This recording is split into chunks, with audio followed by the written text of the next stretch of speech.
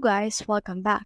In this video, I will show you how to add testimonial slider in WordPress. Let's get started.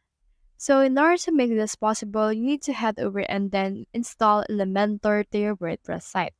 So on this thing right here, just click on this plus icon and then choose in here a Flexbox as agreed. For me, I'll just choose in here a Flexbox and then click on this right here.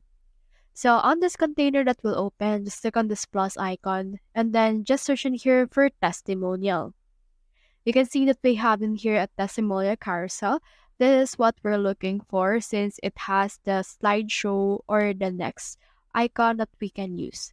But take sure to note that this one is locked on the Pro version of the Elementor. So you can head over and then purchase the Pro version of Elementor in order to use this.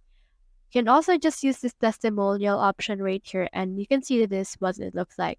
You can change up the content. You can choose an image that will actually show in here. So for example, let's add in here this image and you can put in here image resolution, the name of the person that has said this testimony, as well as the title of that person. And then from in there, just update your progress and then you should be good to go. So that's the whole process. If you have found this video helpful, simply leave a like or subscribe because it helps reach more people. See you soon.